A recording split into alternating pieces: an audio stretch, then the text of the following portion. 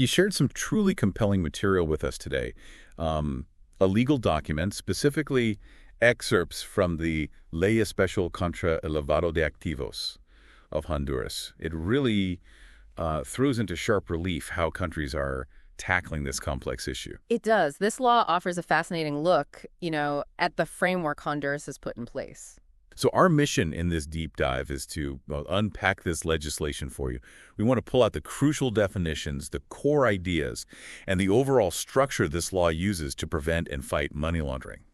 Think of it as getting you up to speed on the essentials quickly and effectively. Exactly. It's about understanding the fundamental building blocks of this law and the logic behind them. Right. And this law saw the light of day in La Gaceta, the official gazette of the Republic of Honduras, right there in Tegucigalpa, MDC, on April 30th, 2012. That gives it a bit of history, doesn't it? Indeed. It's not, a brand new piece of legislation, so there's been time for it to be implemented and for its impact to potentially be seen. Absolutely. And right from the initial articles, you can see the intent is to modernize and strengthen the existing rules, especially when it comes to dealing with assets that come from illegal activities. It's all about building stronger defenses against financial crime. And it sets out some pretty ambitious goals, doesn't it? Establishing clear responsibilities for those in the financial world and boosting the overall effectiveness in the fight against organized crime and the money that fuels it. That's a significant undertaking. Okay, let's unpack this, starting with some of the fundamental definitions laid out in Articulo 2. The first one that really grabs your attention is activos, assets. The definition is incredibly broad. Goods of any kind, whether movable or immovable, tangible or intangible, as well as legal documents or instruments demonstrating title to or interest in such assets. It's like they're trying to cover every possible base. They are. Money laundering isn't limited to, cash and suitcases. It can involve everything from real estate and stocks to artwork and even digital currencies. By having such a wide-ranging definition, the law aims to prevent criminals from exploiting loopholes by using less conventional forms of value to clean their money. Like buying art, maybe. Exactly. Think of someone buying a rare painting with illicit funds. This definition ensures that the painting falls under the scope of the law. That makes perfect sense. Then we have analysis financier, a patrimonial, financial and patrimonial analysis. This is described as the study of financial and patrimonial information to establish the origin of assets suspected of being derived from illicit activities, the relationship between the declared financial situation and the evident patrimony, and the probability of illicit origin. This sounds like a crucial tool for investigators trying to piece together where money came from. Oh, absolutely. Imagine someone declaring a modest income but owning multiple luxury cars and properties. This kind of analysis would flag that discrepancy, wouldn't it, as a potential sign of money laundering? Absolutely. It's about looking beyond the surface of transactions and examining the underlying financial picture. Do a person's known sources of income reasonably explain their wealth? Significant mismatches can be a major indicator of illicit activity. Okay. Next up is APNFD, Actividades y Profesiones. No financieras designadas, or designated non-financial businesses and professions. Now, Article 2 doesn't give us a full list here, but it signals that certain professions outside of traditional banking will also have responsibilities under this law. Right. And as the name suggests, these are businesses outside traditional banking, like real estate agencies, casinos, dealers in precious metals, places which can unfortunately be exploited to clean dirty money. We'll likely see more specifics later. Okay, so sectors where large sums might change hands less transparently. Exactly. These are sectors where large transactions can occur, and the flow of money might be less transparent than in traditional financial institutions, making them potentially vulnerable to money laundering. Got it. We also have the Banco Central de Honduras, or BCH. Its role here seems to be about receiving deposits from public entities and setting up rules to prevent money laundering and terrorist financing, including keeping track of foreign exchange operations. So they're acting as a key guardian of the financial system's integrity. Precisely. And monitoring foreign exchange is particularly important, right? It's a common way for illicit funds to move across borders. Makes sense. Yeah, the central bank plays a vital role in ensuring the stability and security of the financial system. By overseeing foreign exchange transactions and setting anti-money laundering standards for public entities, they're aiming to prevent the system from being used to facilitate financial crime. Then the definition of beneficiario final, beneficial owner, is crystal clear. The natural persons who ultimately owns or controls a client or the natural person on whose behalf a transaction is conducted. The big takeaway here is the focus on identifying the real person in charge, not just companies on paper. Hmm. And this focus arose from international pressure and the recognition that shell companies were a major impediment to tracking illicit funds. It mirrors similar efforts elsewhere. Right. It's a global thing now. This is a cornerstone of anti-money laundering efforts globally. Money launderers often try to hide their involvement through layers of legal entities. Being able to identify the true beneficial owner is essential for financial institutions to conduct proper due diligence and understand who they're really dealing with. Okay, then, bienes equivalentes, or equivalent assets, are defined as assets of a value that matches the proceeds or tools used in a crime. These are used for seizure when the original dirty money can't be found. That's a smart move. If the illicit cash has disappeared, they can still go after something of equal value. Yeah, it's a practical approach. It ensures that criminals don't benefit from their ill-gotten gains, even if they've managed to move or conceal the original assets. For example, if drug money was used to buy a boat and the cash is gone, authorities might seize the boat as an equivalent asset. So they can't just hide the original cash and keep the nice things they bought with it. Exactly. It prevents criminals from simply hiding the direct proceeds of their crimes and still enjoying the benefits through other assets. Then we have CIPLAFT, the Comisión Interinstitucional para la Prevención de Lavado de Activos y Financiamiento de Terrorismo, or Interinstitutional Commission for the Prevention of Money Laundering and Terrorism Financing. This definitely sounds like the central hub for coordinating efforts. That's precisely its role. We'll delve into its specific functions and who sits on this commission a bit later, but it's the body that brings together various government agencies to create a unified national strategy against money laundering. Okay. And the definition of cliente, or client, is quite broad, covering anyone, whether a person or a company, who starts a business relationship or carries out occasional transactions that meet certain criteria. So it's not just about ongoing customers. Right. Even a large one-off transaction can carry a risk of money laundering, so the law rightly includes these within the scope of due diligence measures. We also see CNBS, the Comisión Nacional de Bancos y Seguros, or National Banking and Insurance Commission. As you'd expect, their job is to keep an eye on financial institutions and other obligated entities, making sure they're following the rules. They are the regulators, yes, setting the standards and ensuring compliance within the financial sector and those non-financial businesses we discussed. They're the key supervisory body. Then OABI, the Oficina Administradora de Bienes Incautados, or Office of Administration of Seized Assets, is introduced as the entity responsible for managing assets that have been seized. We'll definitely need to explore their specific responsibilities further. Yes, but their core function is clear: to take care of assets that have been seized or forfeited in money laundering cases, ensuring they are managed appropriately and, don't lose value before a final legal decision. Right, managing the seized goods. Their role is crucial in ensuring the proper handling of assets that are suspected or proven to be linked to criminal activity. Now, Operation Suspicosa, suspicious transaction, is a really pivotal definition. It's described as any transaction or attempted transaction that is unusual, without apparent economic or legal justification, or complex due to its nature, amount, or characteristics, and that could indicate that the assets originate from illicit activities or are intended for their financing. That seems intentionally broad, but for good reason, I suppose. It has to be somewhat open to interpretation, because criminals are always finding new and sophisticated ways to try and clean their money. This definition empowers financial institutions to raise a red flag when something just doesn't feel right, even if they can't immediately pinpoint the underlying crime. But that subjectivity could be tricky, couldn't it, for consistent application? It can be. It places a significant burden on training and consistent interpretation within institutions. But the flexibility is needed because launderers constantly adapt. Okay. We also have persona expuesta políticamente, PEP, or politically exposed person. This category, as the definition implies, will be important for enhanced due diligence later, given the higher risk that individuals in positions of power might be involved in corruption. Exactly. The idea is that individuals holding prominent public functions, both domestically and internationally, may be more susceptible to bribery and corruption and therefore pose a higher risk of money laundering. This necessitates closer scrutiny of their financial activities. Right. More checks needed there. Producto, or proceeds, are simply defined as assets that come directly or indirectly from a crime. Pretty straightforward. Yes. This is the heart of what the law is trying to combat: the financial gains derived from illegal acts. Think, cash from selling illegal drugs, or the profits from human trafficking, the dirty money that needs to be cleaned. This is what fuels the whole criminal enterprise. Precisely. So cutting off the flow of these proceeds is a primary goal. RISCO, or risk, is defined as the likelihood that money laundering or terrorist financing will happen. This highlights the risk-based approach that's often central to how anti-money laundering efforts are implemented. Right. Precisely.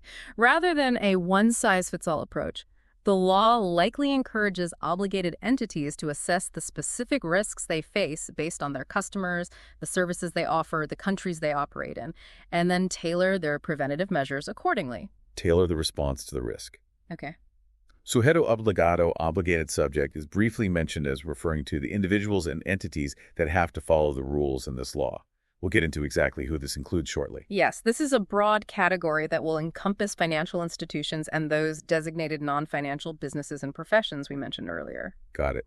UIF, Unidad de Inteligencia Financiera, or Financial Intelligence Unit, is introduced as the main national body that receives, analyzes, and shares information about money laundering and terrorist financing. This sounds like the intelligence nerve center in this fight. It is. The UIF acts as a central point for receiving suspicious transaction reports and other relevant financial information, analyzing it to identify potential patterns and trends, and then disseminating actionable intelligence to law enforcement and other relevant authorities. So they connect the reports to action. In essence, yes. And finally, usuario, or user, is defined as any person or company that occasionally enters into a financial or commercial relationship. So similar to a client, but perhaps on a more infrequent basis. Correct. This ensures that even those with whom there isn't a continuous business relationship are still subject to certain levels of scrutiny, especially if the transactions are significant. Right. Moving on to Chapter 3, Article 7 onwards, we get into the obligations of the obligated subjects. The main duty mentioned is debida diligencia, due diligence. What does this actually involve day to day? Due diligence is really the bedrock of any effective anti-money laundering system. In essence, it means that obligated entities must take reasonable steps to know who their customers are, understand the nature of their business, and carefully examine their transactions to make sure they aren't linked to money laundering or terrorist financing. Knowing your customer, basically. Knowing your customer and understanding their activities, yes. The law then outlines some specific things they need to do. First, they have to identify and verify their clients. And importantly, this includes identifying who the real beneficial owners are. We discussed why that's so crucial earlier. Yes, and this process typically involves collecting and verifying identifying documents, like passports or company registration papers. For beneficial owners, it means digging deeper, sometimes much deeper, to find out who ultimately owns or controls the entity, even if they're hidden behind multiple layers of ownership. That sounds like a lot of work. It can be, especially with complex structures. Another key requirement is keeping up-to-date records of clients and their transactions for at least 5 years. This seems vital for any investigations down the line. Absolutely. Good record keeping allows authorities to reconstruct financial trails and identify suspicious patterns that might not be obvious in isolation. The 5-year period ensures that information is available for a reasonable amount of time to support potential investigations and prosecutions. Okay. Obligated entities also have a responsibility to report suspicious transactions to the UIF. We talked about what makes a transaction suspicious, so this is the crucial step of actually flagging it. This is a critical link in the chain. Without timely and comprehensive reporting of suspicious activity, the UIF can't do its job of analyzing the information and sharing intelligence with law enforcement. It's, the first line of defense in detecting potential money laundering. Right. The boots on the ground reporting up. Sort of, yes. The financial institutions are the gatekeepers. On top of that, the law mandates that these obligated entities develop their own internal policies and procedures to prevent money laundering. This means having systems in place within their organizations to spot and deter illicit financial activity. This includes things like having clear guidelines for employees, carrying out risk assessments, and putting in place checks and balances to monitor transactions and identify anything out of the ordinary. It's about creating a culture of vigilance and compliance within the company. And lastly, they're required to provide training to their employees. This is key to making sure staff understand their obligations and know how to recognize and report suspicious activity.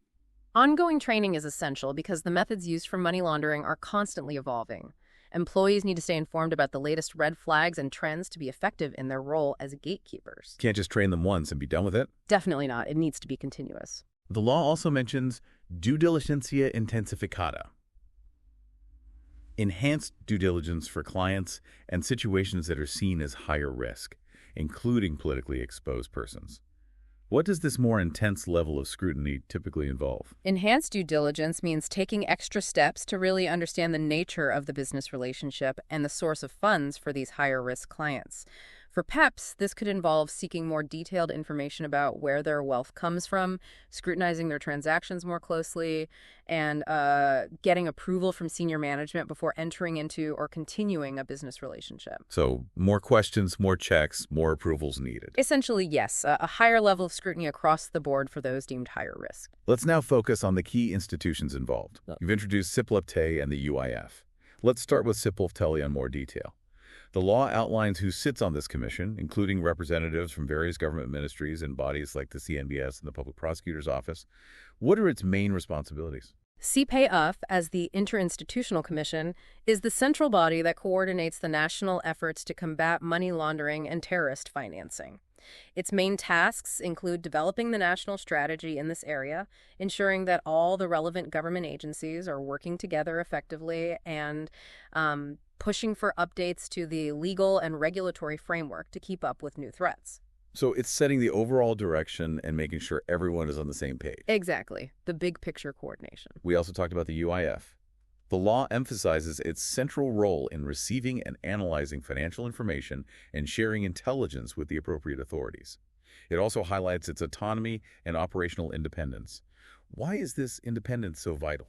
Operational independence is crucial for the UIF to be able to do its work without fear of undue influence. It needs to be able to objectively receive, analyze, and share sensitive financial information free from political or other pressures. This ensures the integrity and reliability of the intelligence it produces. So they can follow the money without interference. That's the idea, to maintain objectivity. Now let's revisit the CNBS, the National Banking and Insurance Commission. We mentioned its role in supervision. Can you elaborate on what that means in the context of this law? The CNBS is responsible for overseeing financial institutions and those designated non-financial businesses and professions to ensure they are following the rules laid out in the law against money laundering and related regulations. This involves conducting inspections, reviewing their anti-money laundering programs, and taking action when they find failures or violations. So they're the ones on the ground making sure the obligated entities are actually putting the required measures into practice. The enforcers, in a way. The supervisors and enforcers for the entities under their purview, yes. Okay. Finally, we have OADI, the Office of Administration of Seized Assets. The law specifies its responsibility for managing, safeguarding, and disposing of assets that have been seized or forfeited in money laundering cases. Why is it important to have a dedicated office for this? Having a dedicated office like OABI ensures that assets seized in money laundering investigations are properly accounted for and managed. This is vital for maintaining the integrity of the legal process and for making sure that the proceeds of crime don't, end up back in the hands of criminals. But you don't want the seized assets disappearing or losing value. Precisely. OABI's responsibilities cover everything from the initial seizure and storage of assets to their eventual disposal, often through public auctions or other legally established methods. The legal framework governing its operations is essential for ensuring transparency and accountability in this process. Let's switch gears to Chapter 6, Article 35 onwards, which deals with offenses and sanctions. The main offense, lavado de activos, money laundering, is defined as the action by which anyone acquires, uses, keeps, converts, or transfers assets, knowing that they originate from illicit activities, with the purpose of concealing or disguising their illicit origin, or helping the person involved in the illicit activity to evade the legal consequences of their actions. That's a very comprehensive definition covering the whole process. It covers the entire cycle of money laundering, from the initial placement of dirty money into the financial system to its eventual integration back into the legitimate economy. The key elements are knowing the assets come from criminal activity and intending to hide that origin. Knowledge and intent are key. Yes, crucial elements for prosecution. The law also outlines different levels of punishment depending on how much money is laundered, including jail time and fines. This shows how seriously these crimes are taken. Yes. The severity of the penalties usually increases with the amount of money involved, reflecting the potentially huge impact of large-scale money laundering on the economy and society. Having both imprisonment and financial penalties provides a range of deterrents. We also see a brief mention of related offenses like ocultamiento de encubrimiento concealment. This suggests that trying to further hide or cover up money laundering activities is also a crime. Exactly. This provision targets those who might not have been involved in the original laundering, but who take steps to hide the activity or help those who are involved avoid being caught. It broadens who can be held responsible. So helping cover it up is also illegal. Correct. And the law specifically addresses testaferrado, acting as a front person. This carries its own penalties, highlighting the focus on going after those who help disguise the real owners of illegal assets. Using front people, or testaferros, is a common tactic in money laundering to hide the true ownership of illicit assets. By making it a specific crime, the law aims to disrupt these concealment efforts. Trying to pierce that corporate veil, so to speak. In a way, yes. Get to the real controllers. Finally, throughout the document, there's a strong emphasis on international cooperation in the fight against money laundering, with references to international agreements and organizations. Why is working with other countries so crucial in tackling this? Money laundering is very often a crime that crosses borders, Dirty money moves between countries to avoid detection. So effective international cooperation is absolutely vital for sharing information, coordinating investigations, and ultimately dismantling these criminal networks. Because the money doesn't respect borders. Not at all. This includes things like mutual legal assistance treaties, sharing financial intelligence between FIUs, and working with international bodies like the Financial Action Task Force, FATF, that set global standards in this area. Okay, so to recap the key points from our deep dive into this Ley Especial contra el lavado de activos in Honduras. It establishes a comprehensive legal framework to prevent and combat money laundering by defining key terms, outlining the responsibilities of various individuals and entities, and detailing the roles of crucial institutions like the UIF, CNBS, and OABI. That's a very accurate and concise summary of the core elements of this important legislation, yes. Hopefully, this deep dive has given you, our listeners, a much clearer understanding of the fundamental aspects of this significant law. We trust it has offered valuable insights into the framework Honduras has put in place to tackle money laundering. Yes, hopefully it provides a good overview of the structure and intent. Now, as a final thought, considering the wide-ranging definitions and obligations we've discussed, what do you think are the biggest hurdles in actually putting a law like this into effective practice and enforcement? That's a really important question to consider. Turning these legal words into real-world results requires, strong institutions, effective coordination between all the different agencies involved, continuous training and public awareness, and, critically, a strong commitment to fighting corruption, which often enables money laundering in the first place. It's an ongoing challenge, definitely. Resources, coordination, training, and tackling corruption itself. Sounds like a tall order. It absolutely is. Implementation is often the hardest part. This has been a deep dive created by Inversiones Urbanas Centroamericanas from Portal Mi Empresa.